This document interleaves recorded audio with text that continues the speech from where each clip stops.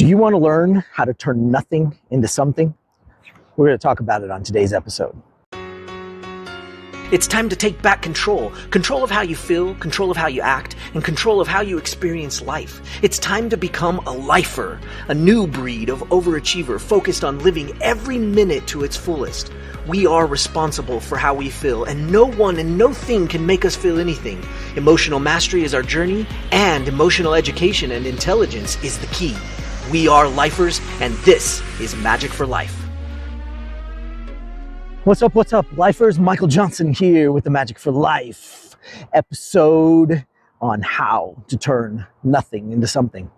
Guys, I am so excited to talk to you about this because everybody wants to know how to turn nothing into something, right?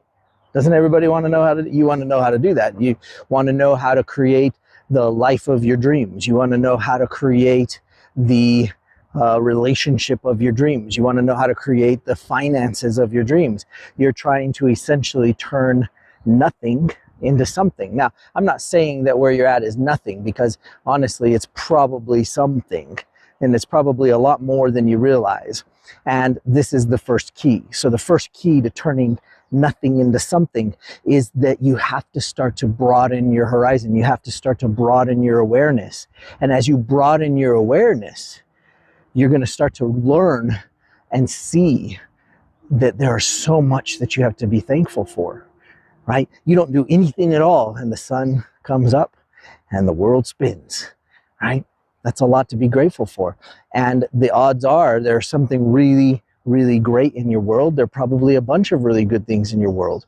And the idea is to learn how to make them a little bit better. So we want to be grateful.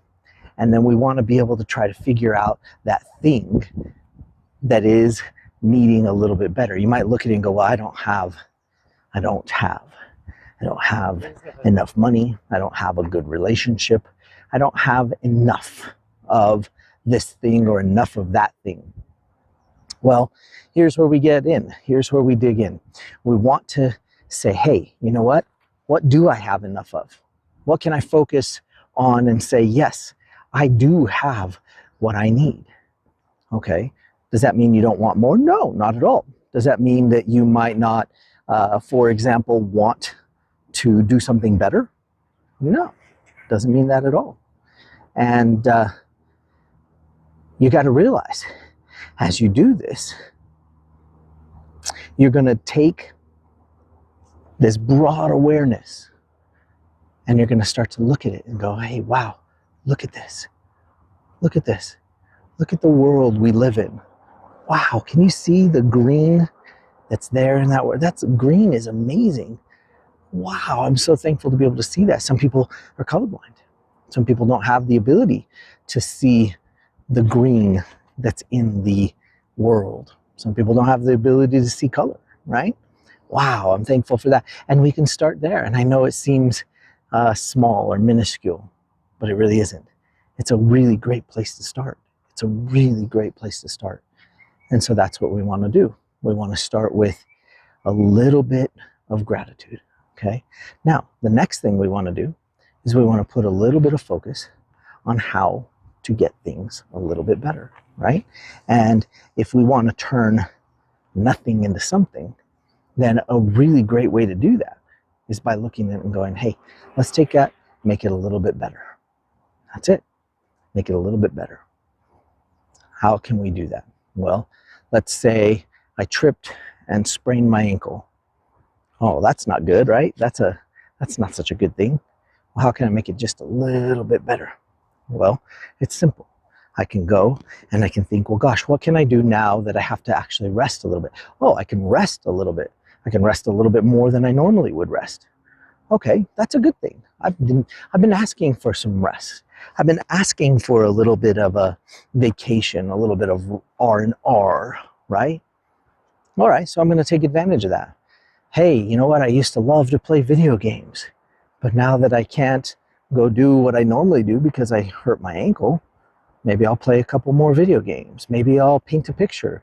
Hey, maybe since I have to sit down a little bit more because I can't walk as much as I usually do, you might think, well, yeah, but then I can't go to work. Well, maybe you get some sick time off or some paid leave.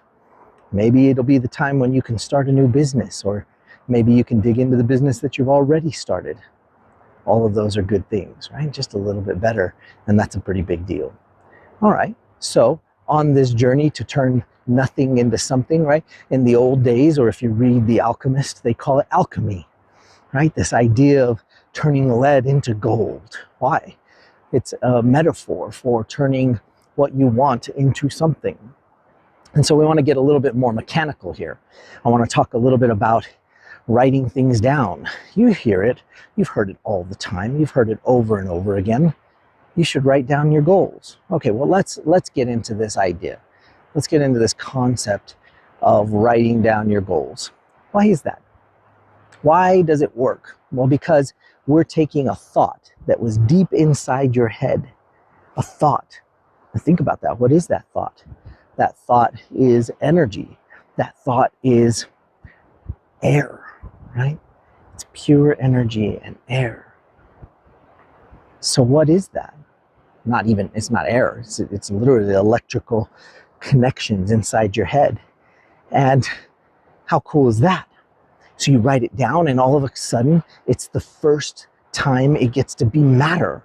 Why does it matter? Because you're taking that lead or that ink and you're putting it on a piece of paper, and it's the first place where it becomes real. A real, honest to goodness thing, a real thing. How cool is that? This is a big deal. This is a big deal because now you're taking something and you're turning it into its first form of being real. Oh man, that is neat. That is neat.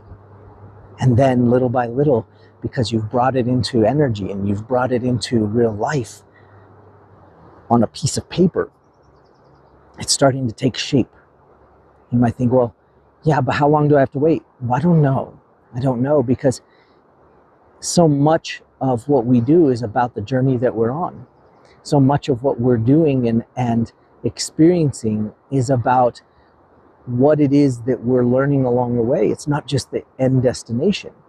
And so in light of that idea that it's not just the destination at the end, it was sort of like being born and instantly going, man, I can't wait to die. Well, that's kind of not sensical, right? We wouldn't be born and in the instant that we were born that we would die, right? This is a big deal, right? You don't live so that you can die. You don't live so that you can make it to the end. You live to experience.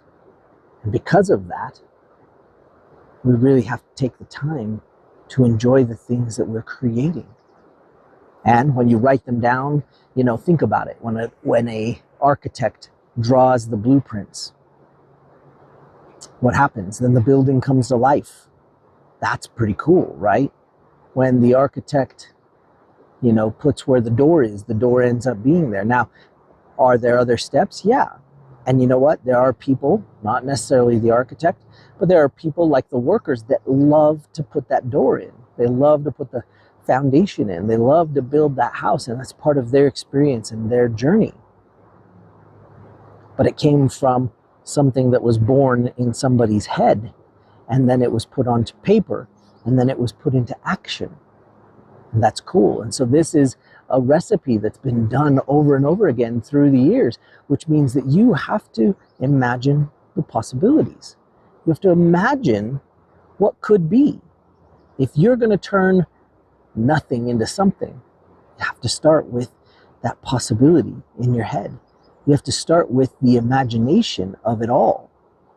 This is a big deal. This is a real big deal. So I want you to think about that. I want you to think about taking nothing into something, and I want you to imagine what it is that you want. Now, when I say imagine it, I want you to put it into your mind. Put it in there. Let it stir around inside the brain and let it start to become something.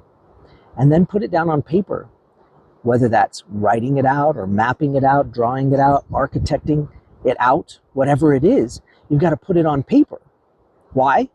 because it's the first time. It's the first creation that you have from it being energy in your head and in your soul. It's the first time it's going to come out and turn itself into something. And then from there, it's something a little more, and then a little more, and then a little more. This is the recipe. This is what you have to do. This is the way that you can make things real. Oh, real. What is real? Well, real is in the eye of the beholder. There's no doubt about it. So I'm excited to see and to hear about what it is that you create.